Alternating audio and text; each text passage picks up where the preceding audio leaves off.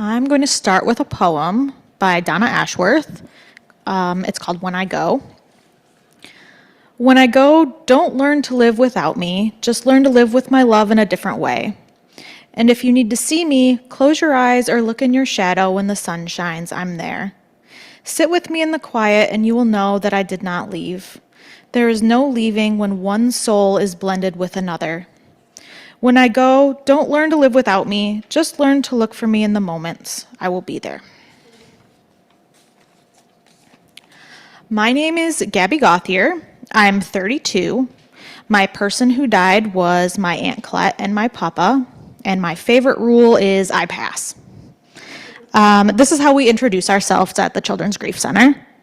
For the past 7 years, whenever I mention my job as program director at the Children's Grief Center, I get a variety of responses, but the most common of them is, oh, that's gotta be so hard.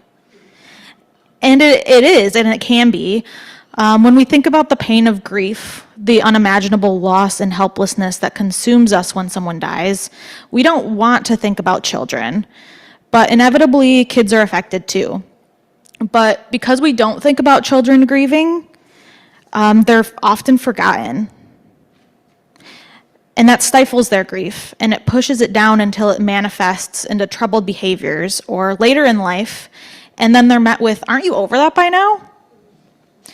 So many times when I'm running the adult group at the Children's Grief Center, which is a place for adults to come and discuss their current loss, but also learn how to parent and grieve and connect with other adults who are raising children who are grieving. Many of these adults disclose the grief that they had when they were 5 or 10 or 15 because they never got a chance to talk about it in any capacity. They were told to move on or to be strong. Boys were told, you're the man of the house now. And girls were told to take care of their daddy or their siblings. I would like to think that grief is becoming more comfortable to talk about, but when I do outreach events with my table and my pamphlets and my hearts, which you'll see out in the lobby, there are 3 things that happen. A family comes up, they take the free things, they smile and nod, and they walk away. Or a family comes up, sees the word grief, turns and walks the other direction. Or a family comes up, sees the word grief, and proceeds to tell us their entire grief story right in the middle of the mall or the park or wherever we happen to be. Because people need to talk about their grief. They need to get it out of their bodies. And for kids, they need to get it out of their little bodies before it's bottled and grows with them in different ways and is expressed in unhealthy ways. At the Grief Center, we teach kids to let out their grief in those helpful ways. Because it's more likely than not, a 4-year-old doesn't have the words to let their grief out. We teach them these words. We teach them that all the feelings that come along with their grief. We also teach them how to express their grief without words. We use art, we use games to connect and to laugh and remember. We teach them that it's okay to be angry and productive ways to let that anger out without hurting themselves or others. Families come to the Grief Center in the evenings twice a month where they are sorted into their age groups. We have our littles group, which is 4 to 6-year-olds, Elmers, which is 7 to 9, Middlers, which is 10 to 13-year-olds, and our teens are 13 to 18, and then there are adults who are their caregivers that bring them. They can connect with peers who understand the loss they are feeling. We start group with the same 8 rules, some of which are that they can pass. We will ask them questions, but they're always welcome to skip. And sometimes our kids sit in silence for weeks, and we still know that they are taking in everything that's being said. What we say here stays here, so anything that we talk about in our groups is confidential for the kids that are in there unless we think they're being hurt, in which case we'll talk to their adult that brings them. And then a fan favorite, which is don't touch blood, which is because, germs. But when we always ask the favorite rule, that's always a lot of the kids' favorite. We do this every group. And we do our introduction circle, which is what I said at the beginning, our name, our age, our person or people who died, and our favorite rule. We do this every group because sometimes it's the first time a child has ever said out loud that my dad died.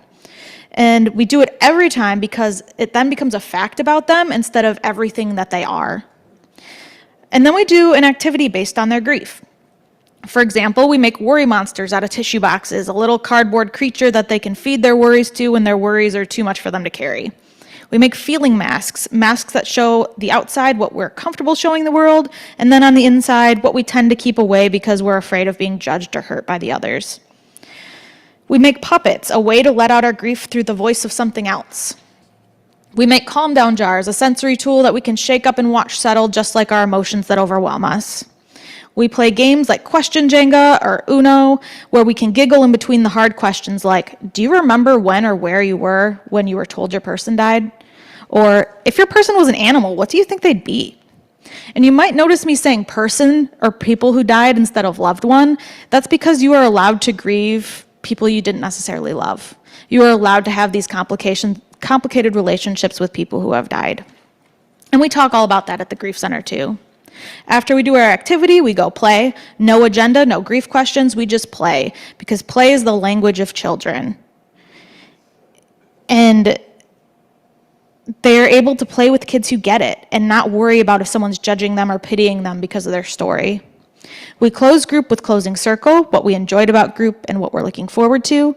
Many times kids say that they enjoyed the pizza or the activity or playing, but so many times I hear, I'm just so glad I'm not alone. I thought I was the only one who felt like this.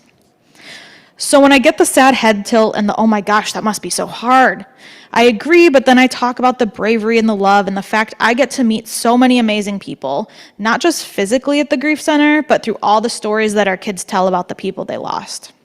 One of those kids is Katie.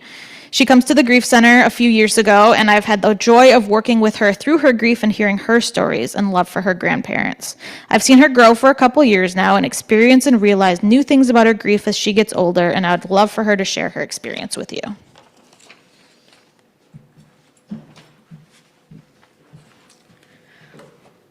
Hi, so losing my papa and nanny has left a deep hole in my heart. It's like the invisible string is the only thing keeping me going. The memories we share together are amazing, and yet the grief feels so overwhelming.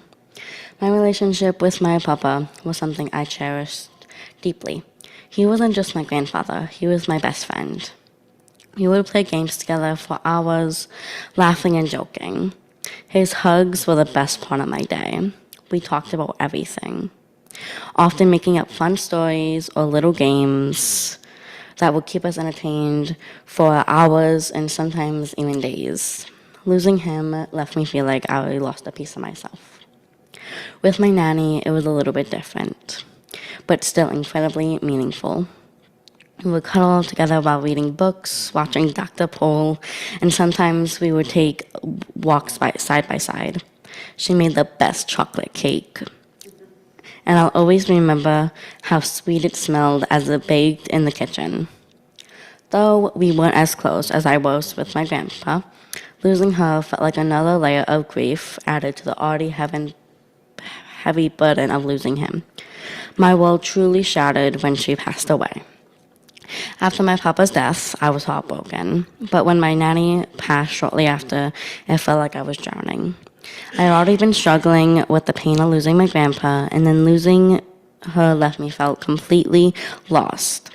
My grades started to slip, and I felt disconnected from the world. I lost most of my friends because I couldn't find myself being happy again. I was too consumed by sadness, guilt, and regret.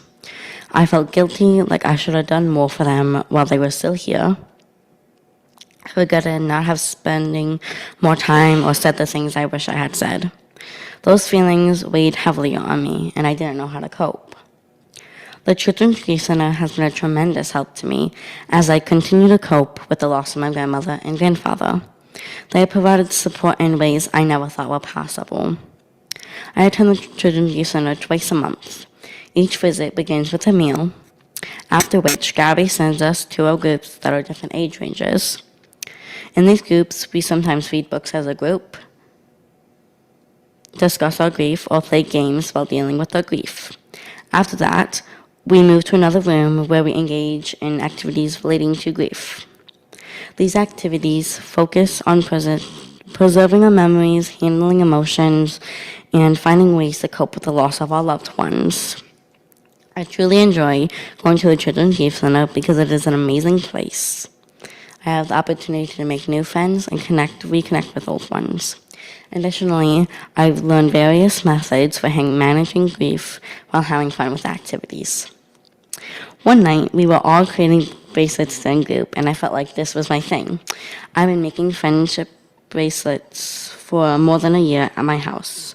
When the intrusive thoughts start creeping in, I just make a bracelet and it helps me regulate. I sell them, I give them away, I donate them to charity. I've made a lot of bracelets. Some of you know about that. To process my grief, I complete different activities like memory boxes, created stepping stones, tie-dyed a lot of shirts, created worry monsters out of the tissue box to hold all my negative thoughts, and beautiful, essentially bottles. Not to mention sock puppets, just to name a few. I've created a candle with a picture of my loved one, hoping that their memory would keep me connected to them in some way like the invisible string inside of me. The Children's Grief Center has been a safe haven for me, much like UUFOM. It's a place where I can feel safe and understood as I work through the pain of losing the people who are my best friends and family. The physical connection that once tied me to my papa and nanny may have broken, but the memories and love that they left behind will always keep me connected to them, much like the invisible string. My experiences at the Children's Grief Center have inspired me to become a counselor because I have witnessed how compassionate support can help people heal and regain their strengths. The volunteers' ability to listen, validate emotions, and provide coping tools motivates me to offer similar support to others in the future. The volunteers even support people outside of group nights. The Grief Center has taught me to be myself, help others when they are hurting, and support everyone whenever they need it. How many of you have lost someone in your life? A family member, a friend, a pet, a teacher? Raise your hands.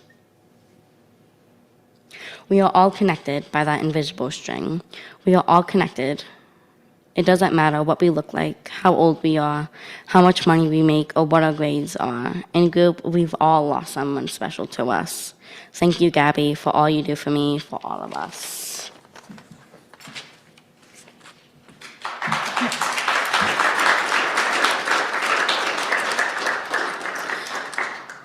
Yeah, I had thoughts that I was gonna start and then have Katie that go, and then I would wrap Katie up, but really Katie wrapped everything up for me.